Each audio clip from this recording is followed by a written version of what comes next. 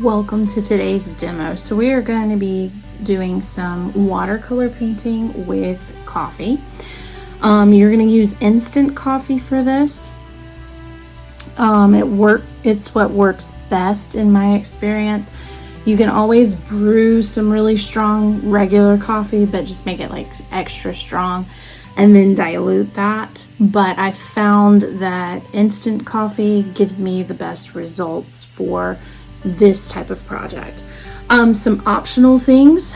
I'm going to show you some different techniques with different types of salt. So right here, I just have like a coarse, grain of salt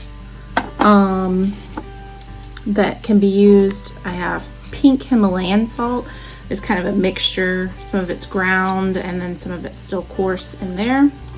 And then I just have regular table salt in here. So I'm going to set those aside for right now, but I will show you some techniques for that for later. You'll want to have like a paper towel or something, some water, some brushes. You're going to want like a palette or a tray with some little cups or something that you can mix your paint in. I just bought this at a local craft store. This is just like the cheap kind. You can get these at the dollar store, craft stores, Walmart, any of those kind of places. I picked this one because it has so many of these little wells, and then that allows me to have a different variety of values. Some kind of spoon to measure your instant coffee with, brushes, and then I'm going to be using a watercolor pad. So we'll set these things aside. And the first thing we're going to do is mix up our paint. Okay, so first thing you want to do is mix up your paint. And we're going to do that by adding water. So I'm going to just add some water to my tray.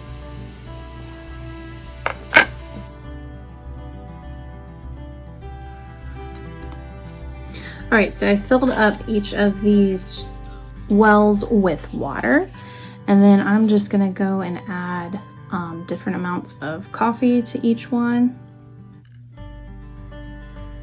I may not do each one, but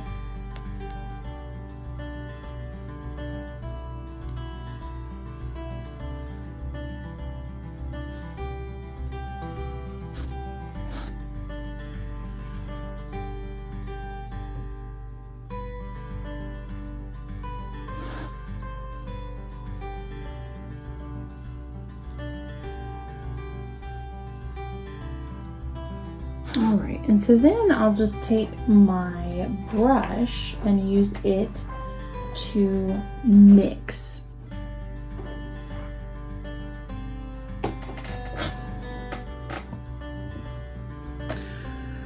All right, so then I'll just take my brush and I'll use that to mix and help kind of with the dissolving process.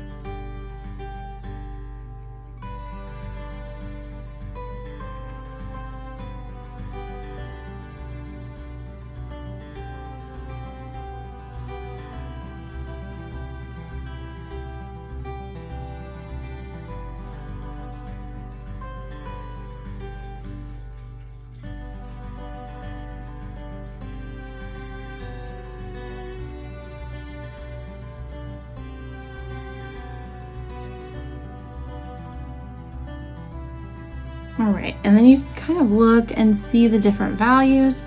If you think it needs to be darker, which I think some of these do, so you can add some more instant coffee there. And we'll add a little bit more here, a little bit more there. And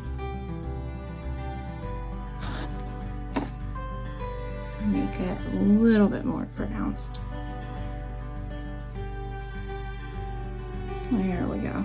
That's more like what I'm looking for there.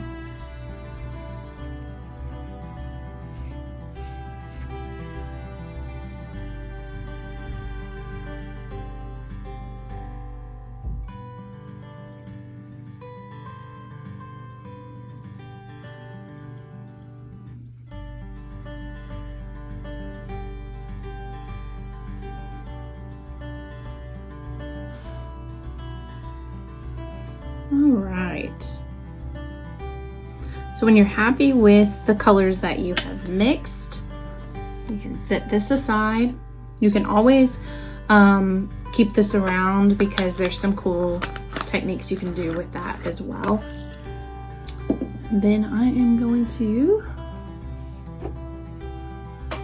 pull out a sheet of my watercolor paper.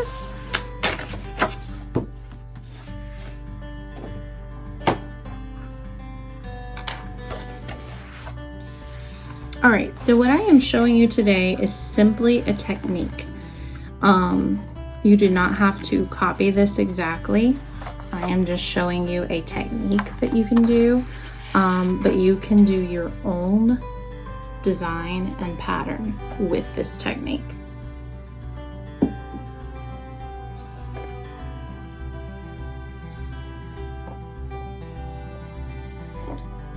So I'm just going to move my palette right there.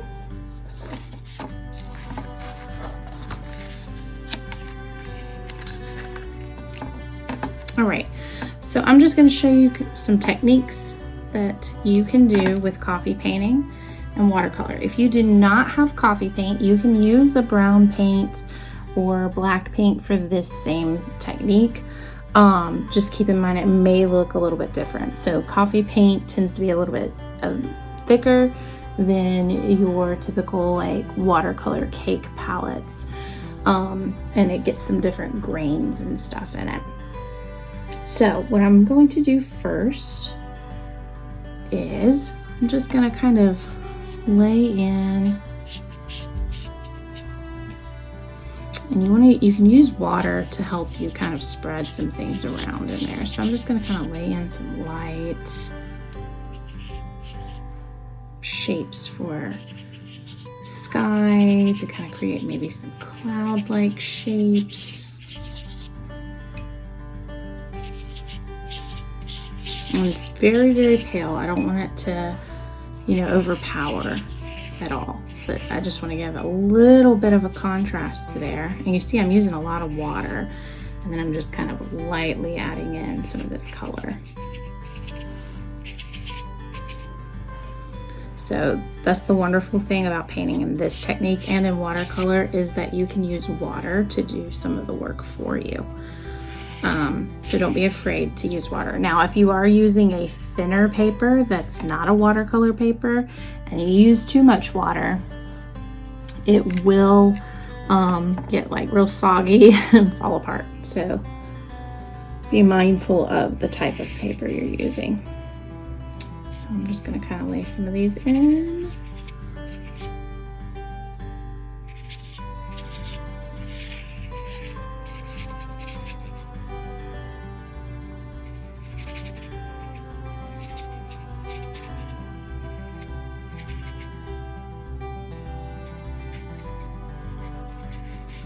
And the wonderful thing about watercolor or even this method of painting is if you at any point make a mistake, most of the time you can save it by quickly adding water and washing it out. So if something's too dark and too heavy, you can add water and kind of wash it off of the paper.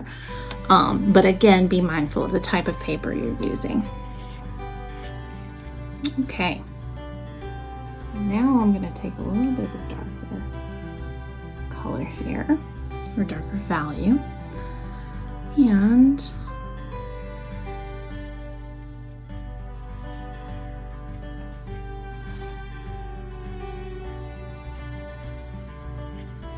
I'm just going to kind of create like a mountain range here.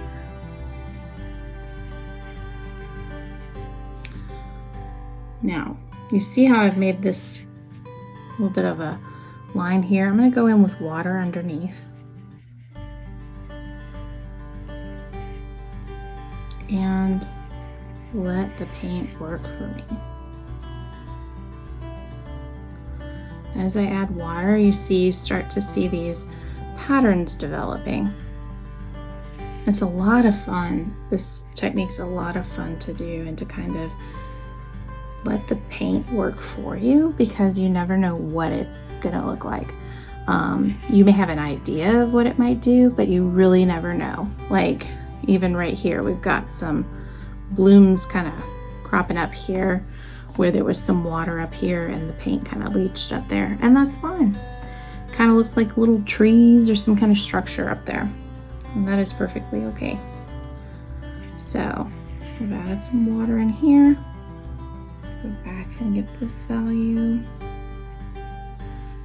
And let's add some more mountains in this area. And just like I said, you can wash it out a little bit. So if you don't like the shape, you can kind of lighten it up, wash it out, and start all over again.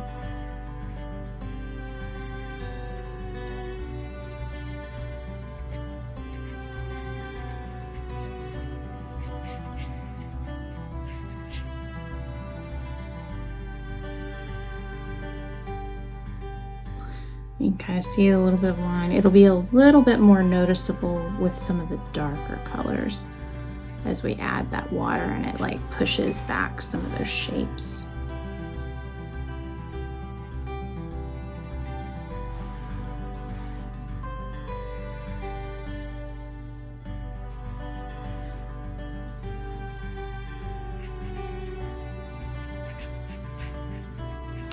Now again, you do not have to do a mountain range or anything like that. This can be any kind of landscape that you want to do. I'm simply showing you some techniques. Now, you see how I dropped that darker color in there and it's kind of traveling. I can go along that edge, and where I laid the water, that paint's gonna kind of travel along that.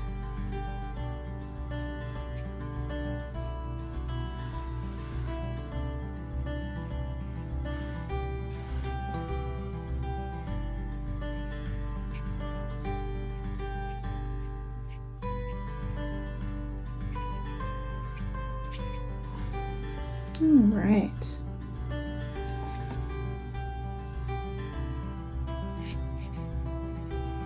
Now say I'm wanting to do a closer mountain here. So I'm gonna have it overlap a little bit. So I'm gonna wash that out there.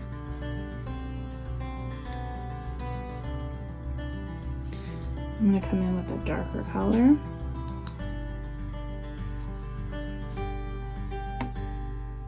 Let that travel for me.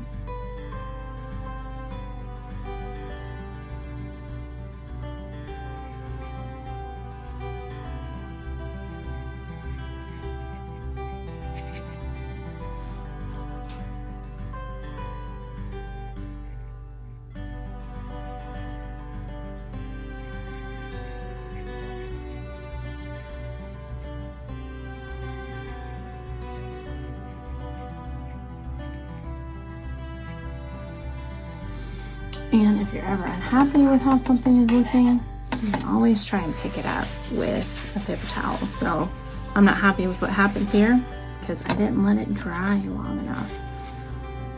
So I'm gonna pick it up. And we'll just pick this whole thing up. There we go.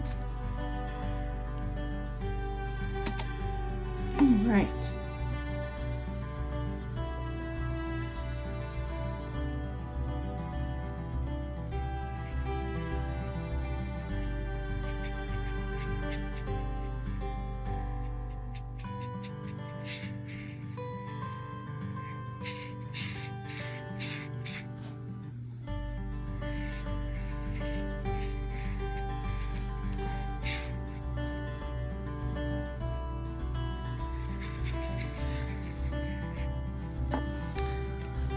You can add water to kind of give it this misty, foggy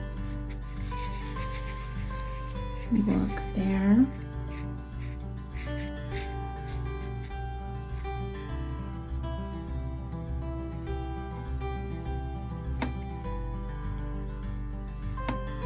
We can just kind of go up on those ridges there, add some darker color to really emphasize that outline.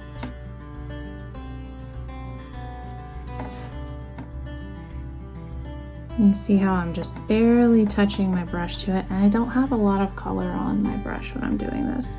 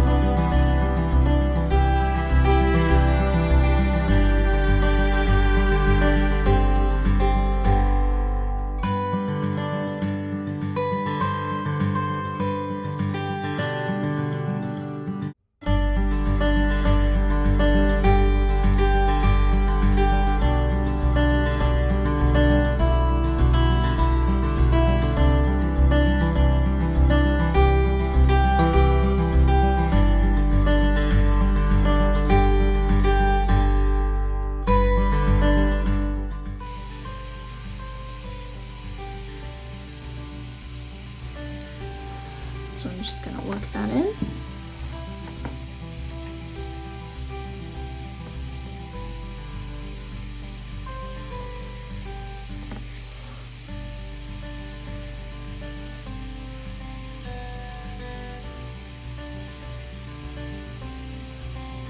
It's basically like sketching. You're just kind of sketching in your idea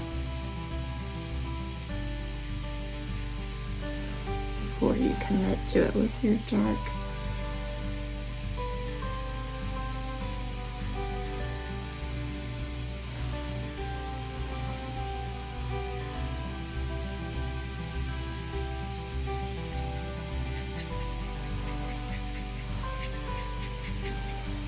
Okay, so I'm just kind of pulling that down there.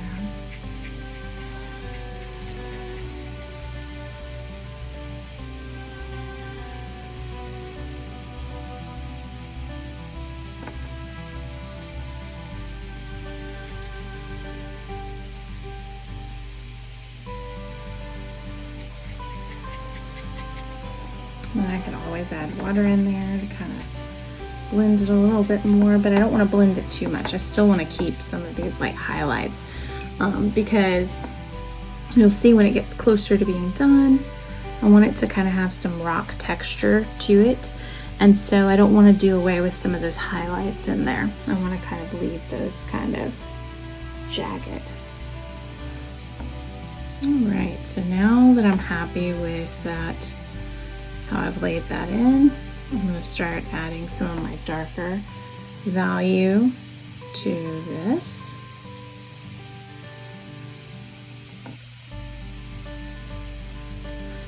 And just kind of pull it down in some places.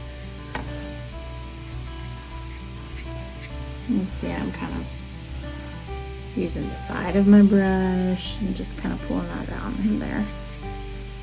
So again, wait time is key with this. So if I kept going, it would just become kind of muddied up and blended in like that. And I don't want that. I want to have some definite like layers. So again, we'll let that sit there and dry.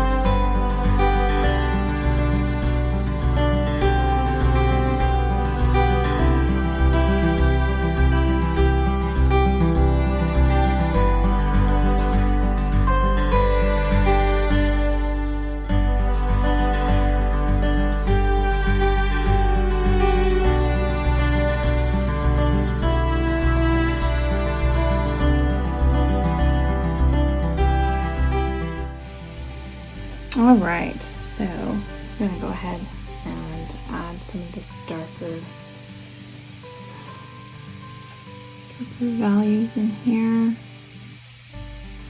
Again, kind of creating this texture that we're looking for here.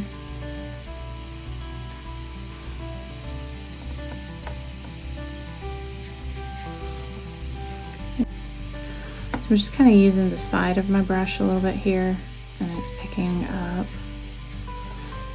the texture of the paper.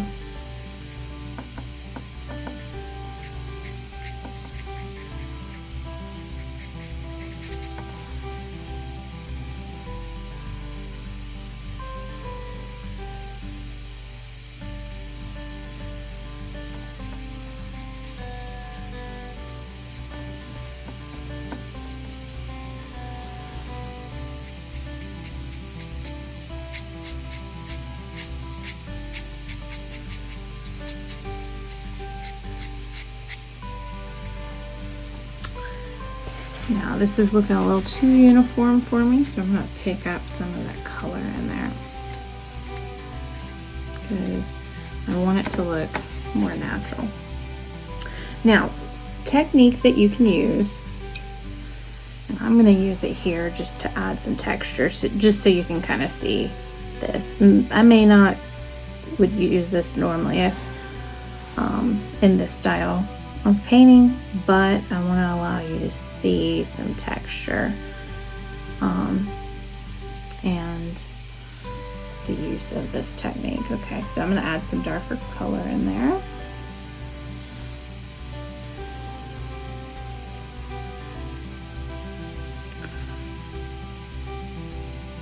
And the different types of salt give you different style, what we call blooms. So I'm just going to add some of the pink Himalayan salt in there.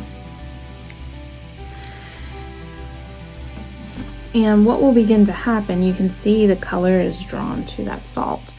And so as it dries, it will form some patterns, like starbursts and that kind of stuff. Some people will leave the salt on their paper, some will scratch it off once it's dry, and leave behind the pattern that's left there. So we'll let that sit there and dry while we work on some other things.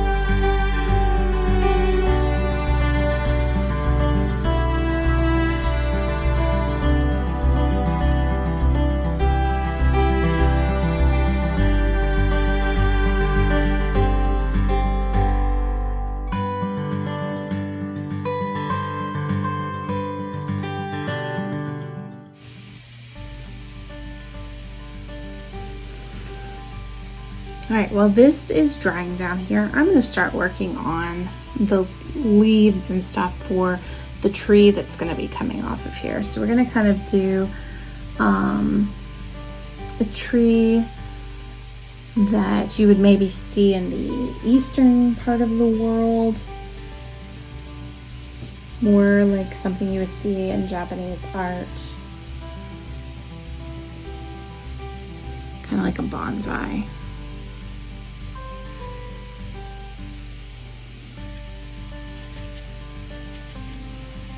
And so I'm starting light with the way I want these, the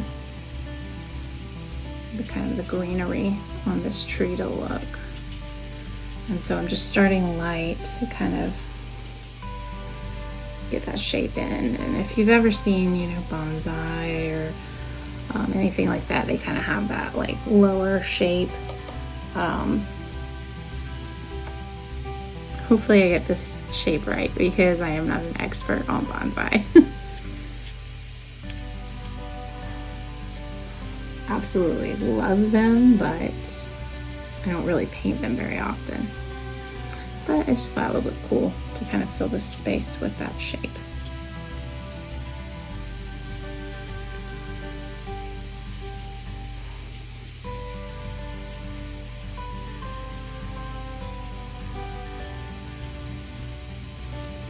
You see how I'm kind of leaving some areas open. We'll fill them with branches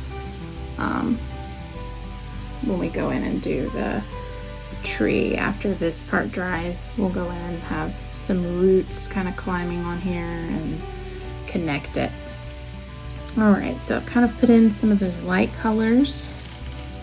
And again, if you want to add water in there, you can always do that. Now I'm going to go in with a darker value.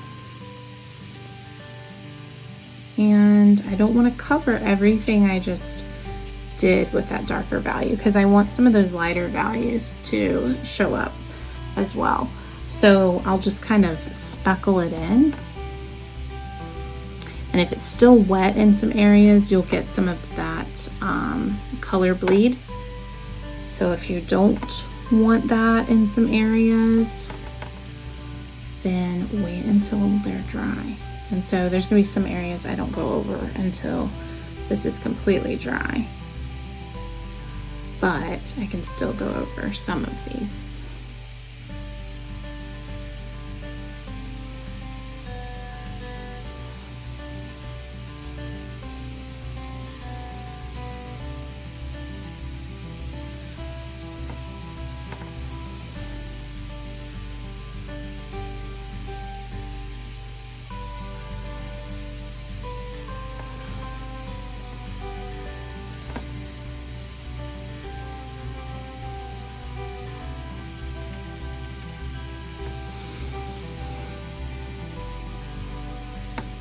And you can see how I'm kind of speckling, almost like dash lines in there, just to kind of create the impression of leaves.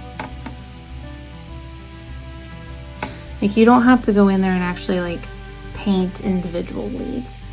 You just kind of want to give the impression of that. And you can accomplish that look really simple. It's a really simple technique. So if you're wanting to do a tree or something, you can do it just like this. Kind of dash in those different values.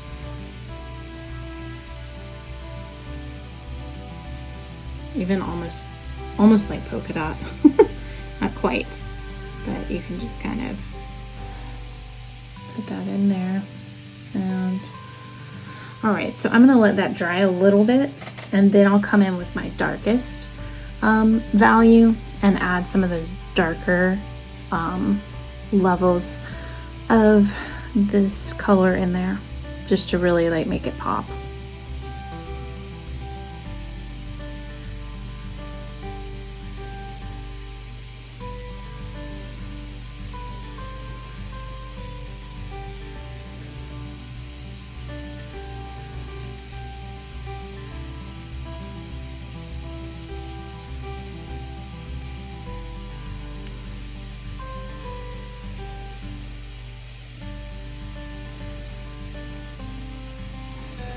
So I'm just kind of crisscrossing in here, kind of give it the look of almost like grass on the top of a cliffside, kind of some type of grass or weed that kind of has that appearance. And I'm just kind of, just taking my brush and just kind of pulling it up a little bit there. And then you can go in with some of that darker. You see, it's almost like I'm not quite making X's, but it's kind of like making X's and V's. Just kind of adding that texture in there just to give it that look. So you see how I started light and then I kind of worked up to the darker, and that gives you that look of depth. So even though I'm using the same color, just different values of that color, I'm still getting the look of depth and the look of perspective and so forth. And so that's why you want to work from light to dark in this method, to give you that look.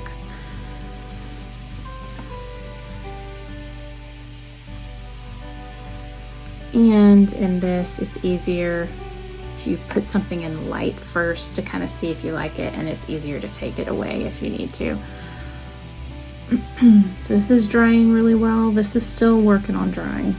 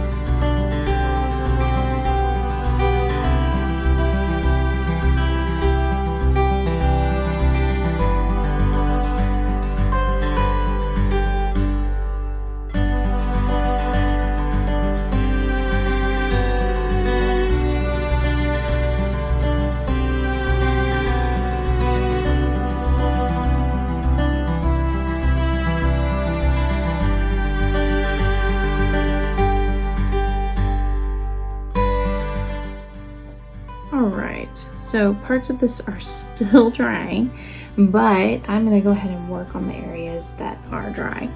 So you kind of see we start to have this shape taking form here that looks like the trunk of like a bonsai type of a tree.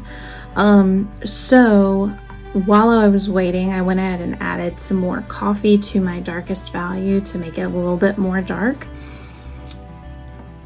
And I'm just going to use that in here, and I'm just going to kind of work in to kind of create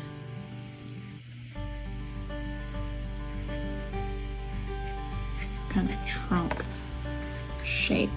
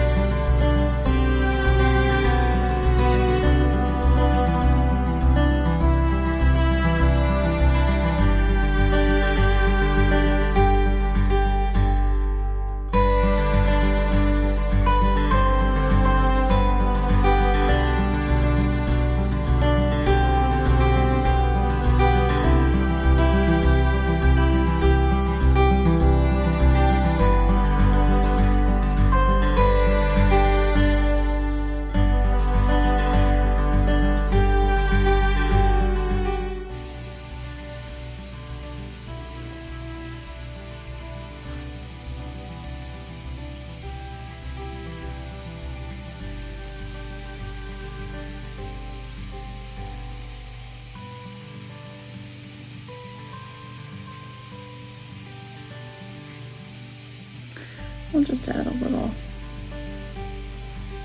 branch, little baby branch coming off here with some leaves.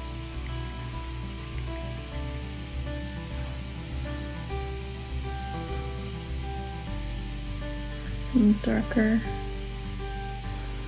sections in there again, darken that back up.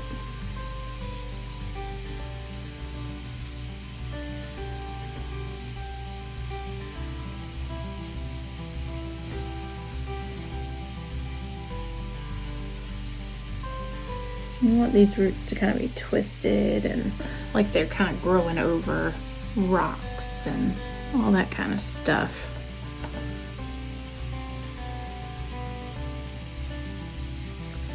This thing's been there for a long time and it's weathered all the storms and things that come its way.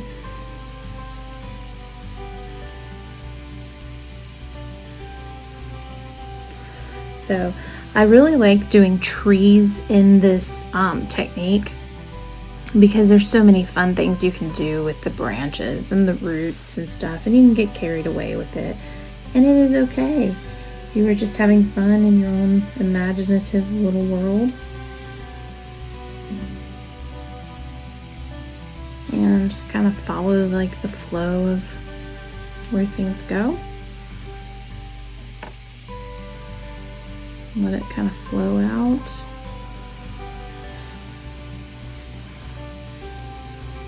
And some more dark values there. We've got like this kind of wild root kind of springing up here.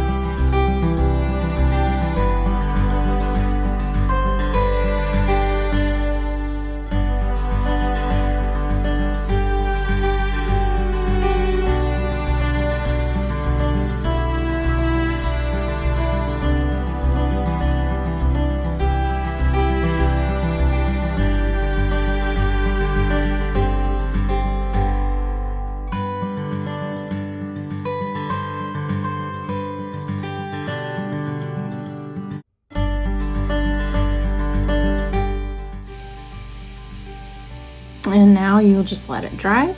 If you want to come back and add some things to it after it's dry, you can do that. And I'll show you a picture of it after it has dried. Enjoy, hope you enjoy this process.